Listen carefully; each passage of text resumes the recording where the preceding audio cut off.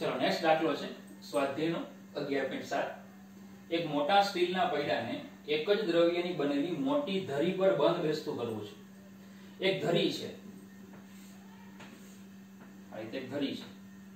હવે પૈડું જે છે એ પૈડાને આ ધરીની ઉપર બંધ બેસતું કરવાનું છે। હવે એ પૈડામાં એક છિદ્ર છે, એ જે પૈડું છે એમાં એક છિદ્ર છે, આ જે પૈડું છે આની પર લગાડવાનું, આ જે ધરી છે ધરીની ઉપર પૈડું છે આમ લગાડવાનું છે, બરાબર। ચાલો 27 સેલ્સિયસ તાપમાને ધરીનો બાળનો વ્યાસ આપણને આપ્યો છે, તો પહેલા ધરી માટે લઈએ। ધરી માટે તાપમાન કહી દઉં T1 27 ડિગ્રી સેલ્સિયસ અને એનો વ્યાસ આપ્યો છે D1 8.7 સેન્ટીમીટર। 27 સેલ્સિયસ તાપમાને ધરીનો બાળનો વ્યાસ 8.7 સેન્ટીમીટર અને પૈડાના કેન્દ્રમાં રહેલ છિદ્રનો વ્યાસ, જે છિદ્ર છે એ છિદ્રનો વ્યાસ આપ્યો છે, તો અહીંયા લઈએ છિદ્ર માટે,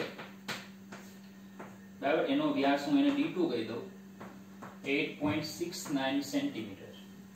સૂકા બરફ વડે ધરીને ઠંડી કરેલ છે। હવે ધરીને ઠંડી કરવાની છે। હવે સમજો આનો વ્યાસ જોવો તો 8.7, આ જે ધરી છે એનો વ્યાસ 8.7, છિદ્રનો વ્યાસ 8.69, મતલબ કે ડિફરન્સ છે ને, છિદ્ર નાનું છે ધરી મોટી છે।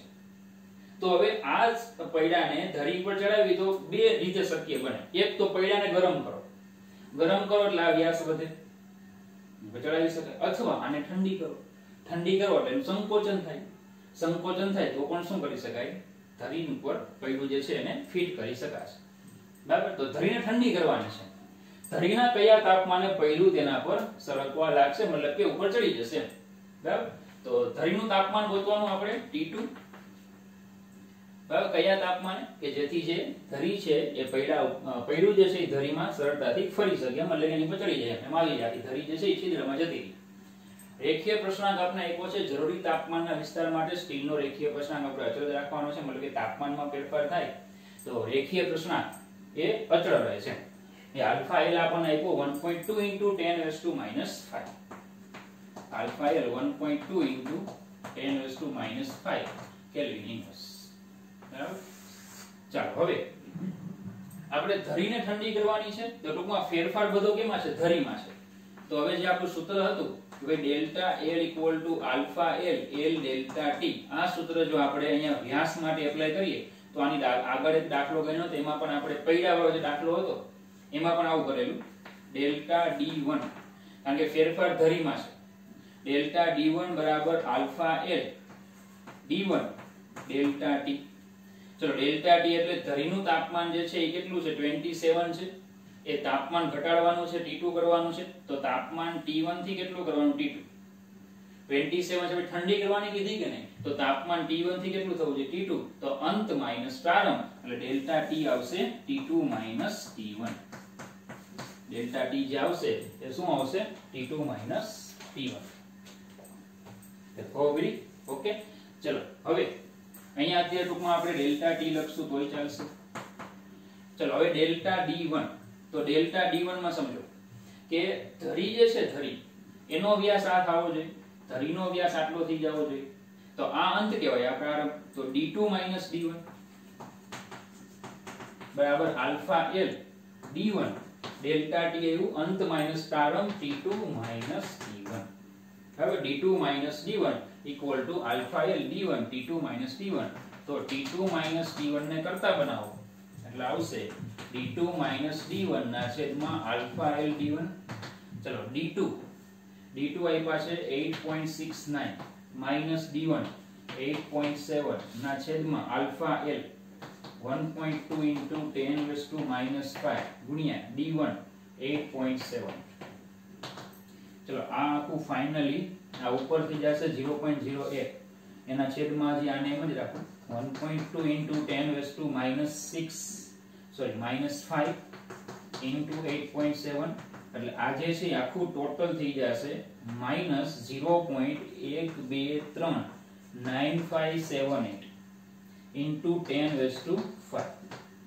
બધું 5 ઘર કાઢી નાખશો તો 1 2 3 4 5 એટલે -95.78, આ થઈ જાય T2 માઈનસ T1 -95.78। 78 તો આપણે શોધવાના છે T2 ને કરતા બનાવો એટલે -95.78 plus T1 -95.78 plus T1 27 એટલે T2 આપને મળી જશે -68.78 ડિગ્રી સેલ્સિયસ। તો જો ઠંડુ કરવાની વાત કરી હતી કે નહીં, તો -68.78 ડિગ્રી સેલ્સિયસ તાપમાન સુધીને ઠંડી કરો, ધરી જે છે ને તેટલી બધી ઠંડી કરો, ત્યારે શું થશે? પૈડું જે છે એ ધરીમાં પૈડાના છિદ્રમાં ધરી છે એ સરળતાથી બંધ બેસતી થશે અને પૈડું એની પર શું કરી શકશે? ફરી શકશે, બરાબર? એને એટલે તાપમાન સુધી ઠંડી કરવી પડે। તો આગળ જે પેલો ગાડાના પૈડાનો દાખલો હતો એની જેવો જ સેમ છે અને એની જેવો જ ગણ્યું છે, બરાબર? હવે ઘણાને એવો પ્રશ્ન પૂછે, સર આ તાપમાન છે એ તમે બરાબર સેલ્સિયસ કેમ લીધું? આપણે ખરેખર તો નિરપેક્ષ તાપમાન ગણતરીમાં લઈએ, 27 શું કામ લીધા? કેલ્વિન માપક્રમ પર લેવું જોઈએ। પણ હવે સમજો, અહીંયા તમે આ બધી કિંમતો મૂકો છો તો આ તમને 95.78 તમને શું મળે? તાપમાનનો ફેરફાર મળે છે, બરાબર? સેલ્સિયસમાં અને કેલ્વિનમાં તાપમાનનો ફેરફાર સરખો જ એવો આપણે થિયરી ભણીએ, ખબર પડે? મતલબ કે જો તમે અહીંયા 27 એડ કરશો એનો મતલબ કે તમે આ ફેરફાર સેલ્સિયસમાં લીધો છે, અને જો 27 વત્તા 273 કરશો તો કેલ્વિન થશે, તમને આ જવાબ કેલ્વિનમાં મળશે। તો અહીંયા આ ફેરફારને કઈ લેવા દેવા નથી, સેલ્સિયસ લ્યો કેલ્વિન લ્યો એ આના પ્રમાણે બદલાય। અહીંયા સેલ્સિયસ મૂકો તો આ સેલ્સિયસમાં ફેરફાર કહેવાય, કેલ્વિન મૂકો તો કેલ્વિનમાં કહેવાય। સેલ્સિયસ અને કેલ્વિનમાં તાપમાનના ફેરફારો સરખા જ છે, સેલ્સિયસમાં 100 નો ફેરફાર થાય તો કેલ્વિનમાં પણ 100 નો જ ફેરફાર થાય, એટલે આ આપણને જે જવાબ મળશે એ શેમાં મળે છે? સેલ્સિયસમાં મળે છે। તમારે કેલ્વિનમાં જોતો હોય તો +273 તમારે કરી દેવાના, તમને શેમાં મળશે જવાબ? કેલ્વિનમાં, બરાબર? એટલે સેલ્સિયસ કે કેલ્વિન એ પર્ટિક્યુલર અહીંયા ફેરફાર મળતો હોવાથી તમને કોઈ પ્રોબ્લેમ આવતો નથી, બાકી તાપમાન જ્યારે પણ સિંગલ તાપમાન મૂકવાનું થાય ત્યારે હંમેશા તમારો જવાબ કેલ્વિનમાં જ, તમારે ગણતરી કેલ્વિનમાં જ કરવી પડે, ઓકે? ચલો નેક્સ્ટ દાખલો છે 11.8। તાંબાની એક તકતીમાં છિદ્ર પાડેલ છે જેનો 27 સેલ્સિયસ તાપમાન, એટલે આપણને T1 આપ્યા છે, T1 બરાબર 27 ડિગ્રી સેલ્સિયસ, તાપમાને એનો વ્યાસ આપ્યો છે D 4.24 સેન્ટીમીટર। તાંબાની તકતીને 227 સેલ્સિયસ સુધી ગરમ કરવાની, એટલે T2 227 ડિગ્રી સેલ્સિયસ સુધી ગરમ કરવામાં આવે છે, તો છિદ્રના વ્યાસમાં થતો ફેરફાર કેટલો હશે? ડેલ્ટા D તમારે ગણવાનો। રેશીય પ્રશ્નાંક આલ્ફા એલ આપ્યો છે 1.7 * 10⁻⁵ કેલ્વિન ઇન્વર્સ। તો બોલો, બહુ સિમ્પલ દાખલો છે, સીધું સૂત્ર મૂકી દો, delta D = alpha L D delta T, delta D = alpha L D delta T। તો ડેલ્ટા D તો આપણે મેળવવાનો જ છે, આલ્ફા એલ આપ્યો છે, D આપ્યો છે, તાપમાન આવશે T2 - T1 અંત માઈનસ પ્રારંભ। તો ડેલ્ટા D = ચલો આલ્ફા એલ 1.7 * 10⁻⁵, D 4.24, T2 227 - 27 એટલે 1.7 * 10⁻⁵ plus 4.27 plus બોલો આ 200। હવે જો, હવે આપણે એમ થાય સેલ્સિયસ ને કેલ્વિનમાં નહીં ફેરવાના, તો હવે સમજો આને કેલ્વિનમાં ફેરીને લખ્યા હોત ને તો યાદ આવે 200, કારણ કે સેલ્સિયસ નો ફેરફાર અને કેલ્વિન નો ફેરફાર કેવો હોય? સેમ જ હોય।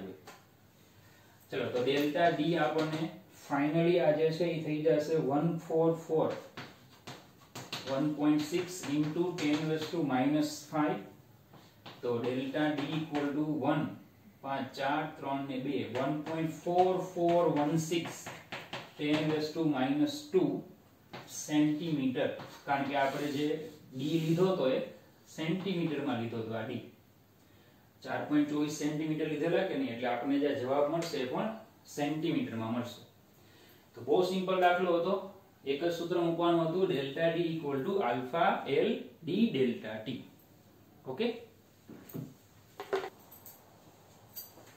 ચલો નેક્સ્ટ દાખલો છે સ્વાધ્યાયનો 11.9। 27 સેલ્સિયસ તાપમાન, એટલે તમને T1 આપ્યા છે, T1 27 ડિગ્રી સેલ્સિયસ, T1 તાપમાન આપ્યું છે, 1.8 મીટર લાંબા, એટલે લંબાઈ આપી છે L = 1.8 મીટર, પિત્તળના તારને બે છેડે બે દ્રઢ આધારો વચ્ચે અલ્પ તણાવ સાથે જડિત કર્યો છે. એટલે બે આધારો છે દ્રઢ, એમની વચ્ચે તાર જે છે એને જડિત કરી દીધો છે. તારને -39 સેલ્સિયસ ડિગ્રી 39 સેલ્સિયસ તાપમાન સુધી ઠંડો પાડવામાં આવે તો તારમાં ઉદ્ભવતો તણાવ કેટલો હશે, એટલે કે આપણે બળ ગોતવાનું. બરાબર, તાર જે છે એમાં કેટલું બળ ઉત્પન્ન થશે એ આપણે ગણવાનું છે. એને આપણે ઉષ્મીય પ્રતિબળ કીધેલું, થિયરીમાં આપણે ભણી ગયા. તારનો વ્યાસ આપણને આપ્યો છે d 2 મિલીમીટર, એટલે 2 ગુણ્યા 10 ની અથવા તો 2 મિલીમીટર વ્યાસ આપણને આપ્યો છે, તો ત્રિજ્યા એની 1 મિલીમીટર એટલે 10 ની -3 ઘાત મીટર થઈ જશે. પિત્તળ માટે રેખીય ક્રમાંક આપ્યો છે આલ્ફા એલ 2 ગુણ્યા 10 ની -5 ઘાત કેલ્વિન. યંગ મોડ્યુલસ આપ્યો છે 0.91 * 10^11 પાસ્કલ. હવે સીધી વાત છે, યંગ મોડ્યુલસ આપ્યો હોય તો પછી યંગ મોડ્યુલસ નું સૂત્ર જ આપણે લઈએ, y = fl ના છેદમાં a delta l. Young modulus આપ્યો છે તો એનું સૂત્ર જ લેવાય. યંગ મોડ્યુલસ તમને ખ્યાલ જ હશે, ચેપ્ટર નંબર 9 ઘણો ટાઈમ થઈ ગયો આપણે ભણી ગયા. પ્રતિબળના છેદમાં વિકૃતિ એનો જે ગુણોત્તર આવે એમાં રેખીય પ્રતિબળના છેદમાં રેખીય વિકૃતિ એને આપણે કહેતા યંગ મોડ્યુલસ. ફાઇનલી આવતું fl ના છેદમાં a ડેલ્ટા l. એમાંથી આપણે મેળવવાનું છે f, તો f ને કરતા બનાવો y a delta l / l. y a બરાબર πr² અને ડેલ્ટા l એટલે alpha l l delta t ના છેદમાં l. l કેન્સલ થાય તો y πr² alpha l delta t. ચલો f = y πr² alpha l t2 - t1.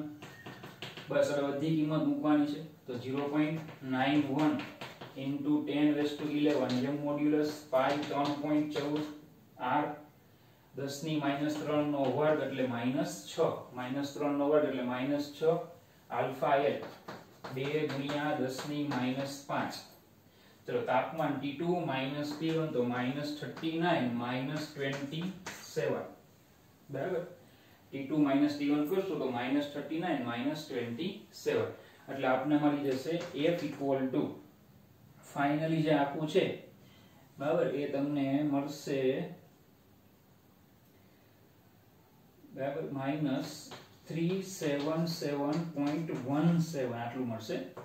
તો f = -3.7717 * 10^2 newton. તો જો ખાલી મૂલ્ય લઈએ તો 3.7717 * 10^2 ન્યૂટન આટલું તણાવ લાગશે, ખાલી મૂલ્ય. તો પ્રશ્ન છે કે ઋણ નિશાની શું કામ આવી? તો જોજો, ઋણ ચિહ્ન તારમાં સંકોચન નું સૂચન કરે છે. શું છે? ઋણ ચિહ્ન જે છે એ તારમાં સંકોચન નું સૂચન કરે છે. કારણ કે સમજો, જો તાપમાન 27 થી માઈનસ કરો છો ને, તાપમાન ઘટાડો છો, તાપમાન ઘટાડો એટલે શું થશે? સંકોચન. તાપમાન ઘટાડો એટલે શું થાય? સંકોચન થાય. તો ઋણ નિશાની તાપમાનમાં શું કરે છે? સંકોચન. તાપમાન જે છે ઘટાડવાથી સંકોચન, તાર જે છે અંદરની બાજુ શું થાય? આમ ખેંચાય છે. પ્રસરણ નથી થતું પણ શું થાય? સંકોચાય છે. ઓકે, તો સિમ્પલ દાખલો જોતો, યંગ મોડ્યુલસ ઘણા સમય પછી આવ્યું. ઓકે, ચાલો નેક્સ્ટ દાખલો છે સ્વાધ્યાયનો 11.10. 50 સેમી લંબાઈ અને 3 મિલીમીટર વ્યાસ વાળા, ચલો ધ્યાન આપજો,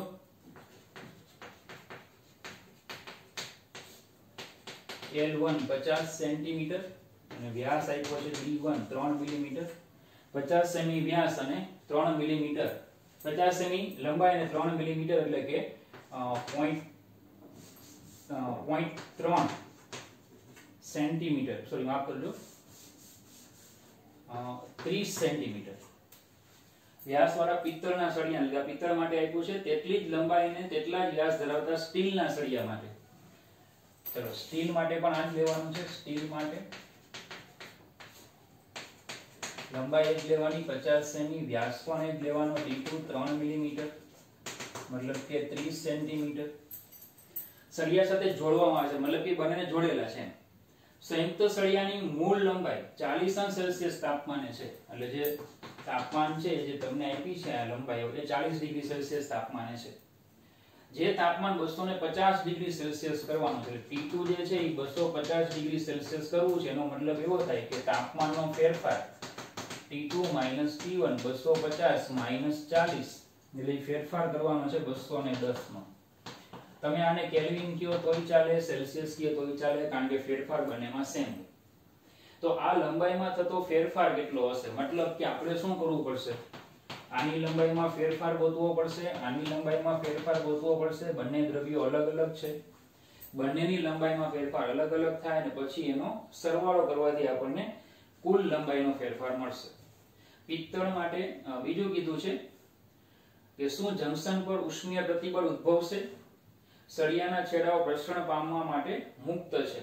અને પિત્તળ માટે રેખીય પ્રસરણાંક આપ્યો છે આલ્ફા L, આલ્ફા 1 કહી દઈએ એને 2 × 10⁻5 કેલ્વિન ઇન્વર્સ, અને આના માટે આલ્ફા 2 કહી દઈએ 1.2 × 10⁻5 કેલ્વિન ઇન્વર્સ. ચલો બંનેની ગણતરી અલગ અલગ થશે. તો પહેલા પિત્તળ માટે લઈએ ડેલ્ટા L1 બરાબર આલ્ફા 1 L1, હવે આલ્ફા L ડેલ્ટા T. તો ડેલ્ટા L1 બરાબર 2 × 10⁻5 ગુણ્યા લંબાઈ છે 50 ગુણ્યા તાપમાનનો ફેરફાર આવ્યો 210. તો ડેલ્ટા L1 જે છે આમાં થઈ જશે 21000 × 10⁻5 એટલે ડેલ્ટા L1 મળશે તમને 0.21 સેન્ટીમીટર. એટલે આ આપણને મળી પહેલામાં લંબાઈનો ફેરફાર. સેમ આ રીતે બીજામાં delta L2 alpha 2 L2 delta T. તો ડેલ્ટા L2 આલ્ફા 2 1.2 × 10⁻5 L2 પણ એ છે 50, ડેલ્ટા T પણ એ છે 210. તો આમાં ડેલ્ટા L2 જે છે આપણને મળશે 12600 ગુણ્યા 10⁻5 1.2 ગુણ્યા 50 ગુણ્યા 210 એટલે 12600 ગુણ્યા 10⁻5 એટલે ડેલ્ટા L2 જે તમને મળશે 0.126 સેન્ટીમીટર. તો આ બીજાની લંબાઈમાં વધારો મળ્યો. તો ચલો આપણે લખી શકીએ માટે કુલ વધારો delta L delta L1 delta L2 delta L 0.21 વત્તા 0.126. તો 0.21 વત્તા 0.126 એટલે 0.336 સેન્ટીમીટર. બીજો એક પ્રશ્ન હતો, શું જંકશન પર ઉષ્મીય પ્રતિબળ ઉદ્ભવશે, એટલે જંકશન જે છે ત્યાં કંઈક પ્રતિબળ લાગશે, તો કે નહીં લાગે, કારણ કે એ લખ્યું છે સળિયો જે છે એ પ્રસરણ પામવા માટે કેવો છે, મુક્ત છે. તો આપણે એવું લખી શકીએ કે અહીં સળિયો પ્રસરણ પામવા માટે મુક્ત હોવાથી જંકશન પાસે કોઈ ઉષ્મીય પ્રતિબળ ઉદ્ભવશે નહીં. બરાબર, એના જે આપણે જે સળિયો છે એના બંને છેડાઓ કેવા છે, મુક્ત છે. બંને છેડાઓ જે છે એ મુક્ત છે પ્રસરણ પામવા માટે, અને પ્રસરણ પામવા માટે છેડાઓ મુક્ત હોય તો કોઈ પણ પ્રકારનું ઉષ્મીય પ્રતિબળ ઉદ્ભવતું નથી. ઓકે, ચાલો નેક્સ્ટ દાખલો છે, થોડો અલગ પ્રકારનો દાખલો આપ્યો છે. ગ્લિસરીન માટે કદ પ્રસરણાંક આપ્યો છે આલ્ફા V 49 × 10⁻5 કેલ્વિન. જો તેના તાપમાનમાં 30 ડિગ્રી સેલ્સિયસ નો વધારો એટલે ડેલ્ટા T 30 ડિગ્રી સેલ્સિયસ છે, તમે એને 30 કેલ્વિન પણ લઈ શકો, ફેરફાર છે, વધારો છે. તો તેની ઘનતામાં થતો આંશિક ફેરફાર એટલે ઉપર ફેરફારના છેદમાં મૂળ ઘનતા, આ આપણે મેળવવાનું છે. પ્રતિશતમાં લખો અથવા તો એમને નોર્મલ આંકડામાં, બરાબર, પણ ડેલ્ટા ρ0 આપણે મેળવવા છે. હવે સીધી વાત છે કે ગ્લિસરીનનું તમે તાપમાન વધારશો એટલે શું થશે, એનું કદ પ્રસરણ થશે. બરાબર, ગ્લિસરીનનું તાપમાન વધારશો તો કદ પ્રસરણ થશે. ધારો કે ગ્લિસરીનનું પ્રારંભમાં કદ જે છે એ V0 છે અને અંતમાં કદ V થાય, તો V બરાબર પ્રારંભ વત્તા વધારો. પ્રારંભમાં કદ એનું V0 છે અંતમાં કદ એનું કેટલું થાય છે v, તો પછી કદ પ્રશ્નાંક કદ અંતિમ કદ એટલે પ્રારંભ હોય એમાં જે વધારો થયો હોય તે, તો v બરાબર v0 વત્તા ચલો આ લખાય alpha v v0 delta t, કારણ કે અહીંયા શું આવે પ્રારંભમાં હોય આવશે. ચલો હવે આમાંથી v0 કોમન કાઢો તો 1 plus alpha v delta t, v0 common કાઢો એટલે 1 plus alpha v delta t. હવે આપણે કદની જરૂર નથી, આપણે ઘનતા જોઈએ છે, તો પછી આપણે આવું કરી શકીએ કે પ્રારંભમાં ઘનતા એટલે પ્રારંભનું દળ ભાગ્યા પ્રારંભનું કદ, અને અંતમાં ઘનતા એટલે અંતમાં દળ છેદમાં અંતમાં કદ. હવે દળ તો સેમ જ રહે, દળમાં કંઈ ફેરફાર થતો નથી, બરાબર. કદમાં પ્રસરણ થાય છે પણ દળ એનું જ રહે, દળમાં કંઈ ફેરફાર થાય નહીં. તો આમાંથી આપણે v0 ને કરતા બનાવીએ તો m/ρ0, આમાંથી આપણે v ને કરતા બનાવીએ m/ρ. આ બંને કિંમતો આપણે ઉપર મૂકી દઈએ તો v ની જગ્યાએ આવશે m/ρ બરાબર m/ρ0 1 plus alpha v delta t. m cancel થાય, ρ0 ને અહીંયા લઈ આવો, ρ0/ρ equal to 1 plus alpha v delta t. પણ આપણે આમાં છેદમાં ρ0 જોઈએ છે, તો આનો વ્યસ્ત લઈ લઈએ એટલે ρ/ρ0 1/1 plus alpha v delta t.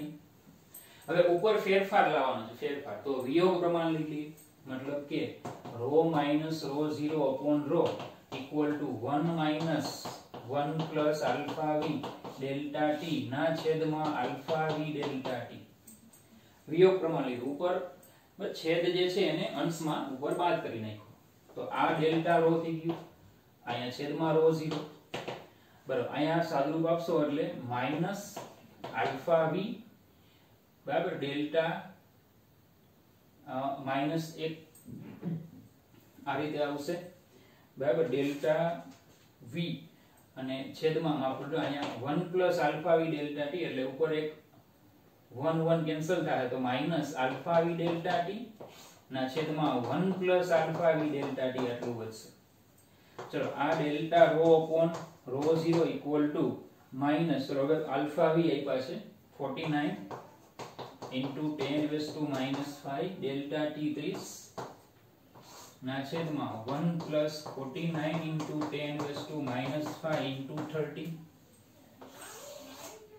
ચલો તો ડેલ્ટા ρ/ρ0 ઇક્વલ ટુ માઈનસ, ચલો અંશમાં જે ગુણાકાર થશે 49 ઇન્ટુ 30 એટલે 1470 ઇન્ટુ 10⁻⁵ છેદમાં 1 પ્લસ 1470 10⁻⁵. તમને ખ્યાલ આવે એટલે બધા સ્ટેપ લખું છું, બરાબર. ચલો અંશને એમ જ રહેવા દઈએ, 1470 ઇન્ટુ 10⁻⁵ ના છેદમાં 1 પ્લસ આ થશે 0.01470 માઈનસ 5 ઘાત જે છે આપી દીધી એટલે 1 2 3 4 ને 5. ચલો માઈનસ 1470 ઇન્ટુ 10⁻⁵ ના છેદમાં 1.01470 એટલે થશે માઈનસ 1448.7 ઇન્ટુ 10⁻⁵ આવશે. પેલો ભાગાકાર તમે કરશો 1470 ના છેદમાં 1.0147 આ ભાગાકાર કરશો એટલે આવશે માઈનસ 5 ઘાત આપી દો તો 1.448 into 10⁻² is approximately equal to 1.45 into 10⁻² delta ρ/ρ0. પ્રતિશતમાં હોય તો -1.45% સીધી વાત છે. માઈનસ શું કામ આવ્યા તો કે કદ વધે છે તો ઘનતા શું થાય, ઘટે. બરાબર, ગ્લિસરીન જે છે એનું તમે તાપમાન વધારો છો એટલે કદ વધે, તાપમાન તમે વધારો છો એટલે પ્રસરણ થાય એટલે કદ વધે, ને જો કદ વધે તો ઘનતા બરાબર દળ ભાગ્યા કદ, કદ વધે તો ઘનતા ઘટે, એટલા માટે શું આવ્યા માઈનસ. તો ઋણ નિશાની ઘનતામાં ઘટાડાનું સૂચન કરે છે. ઋણ નિશાની જે છે ઘનતા જે છે ઘટે છે એનું આપણને સૂચન કરે છે. બરાબર. ચાલો તો દાખલો હતો થોડો અલગ પ્રકારનો દાખલો હતો. ઓકે, ચાલો નેક્સ્ટ દાખલો છે. કેટલાક થર્મોમીટરનો વિદ્યુતીય અવરોધ ઓહ્મના તાપમાન સાથે નીચે દર્શાવેલ અંદાજિત નિયમ અનુસાર બદલાય છે. તમને સમીકરણ આપ્યું છે. R એટલે અવરોધ છે. R બરાબર R0 1 plus alpha t minus t0.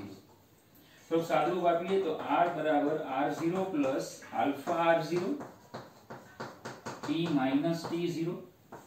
તો R માઈનસ R0 બરાબર alpha R0 t minus t0. આને કીધું સમીકરણ નંબર 1. હવે આજે છે ને સૂત્ર આપણે 12મા ધોરણમાં ભણશું, એટલે હમણાં કઈ એની બહુ જરૂર નથી અને યાદ રાખવા નથી, કારણ કે દાખલામાં તમને આપ્યું જ છે એટલે સીધો ઉપયોગ કરવાનો છે. ટૂંકમાં વાત કેવી છે, અત્યાર સુધી આપણે એવું ભણ્યું કે તાપમાનના ફેરફાર સાથે પદાર્થની લંબાઈ, કદ, ક્ષેત્રફળ એમાં ફેરફાર થાય. આ સૂત્ર આપણને એવું જણાવે કે તાપમાનના ફેરફાર સાથે અવરોધમાં પણ ફેરફાર થાય. ધાતુ પદાર્થ હોય તો એનો અવરોધ બદલાય.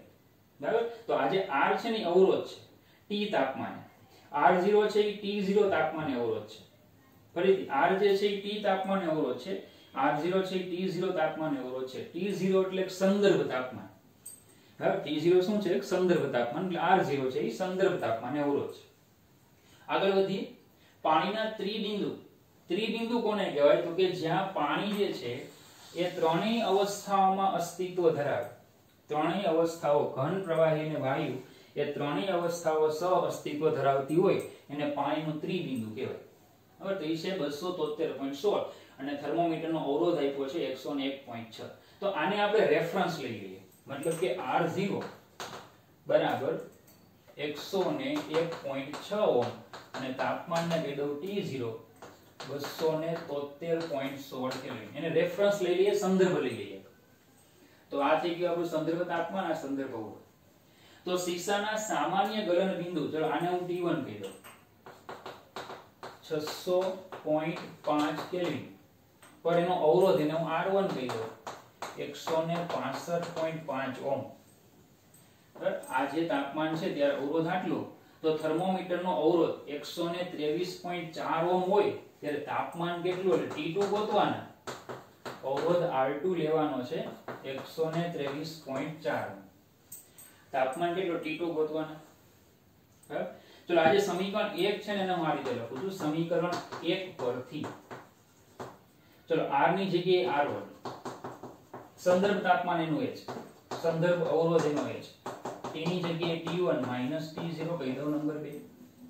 સેમ R2 માઈનસ R0 બરાબર alpha R0 T2 minus T0 આને કહી દઈએ નંબર 3. ચલો સમીકરણ 1 અને 2 નો ગુણોત્તર લઈએ. સોરી, સમીકરણ 2 અને 3 એટલે 3 અને 2 નો ગુણોત્તર લઈએ. તો આવશે R2 માઈનસ R0 છેદમાં R1 માઈનસ R0 બરાબર આલ્ફા R0 બંનેમાંથી કેન્સલ થઈ જશે. T2 માઈનસ T0 છેદમાં T1 માઈનસ T0. ચલો R2 છે 123.4 માઈનસ R0 101.6 છેદમાં R1 છે 165.5 માઈનસ 101.6. T2 મેળવવાના છે. T1 છે T0 છે 273.16 ના છેદમાં T1 છે 600.5 માઈનસ 273.16.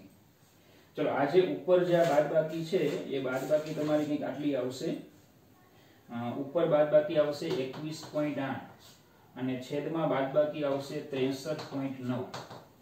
આ તો અંશમાં જે છે તે જ. અને અહીંયા બાદબાકી આવશે 327.34. ચલો હવે આને કરતા બનાવી દઈએ. આને તો આવશે T2 માઈનસ 273.16 ઇક્વલ ટુ 21.8 ગુણ્યા 327.34 ભાગ્યા 63.9. એટલે આ જે છે આખું ઇક્વલ થઈ જશે 111.6746. 111.6746. T2 minus 273.16 તો T2 બરાબર 111.6746 plus 273.16 એટલે T2 જે છે તમને મળશે 384.83.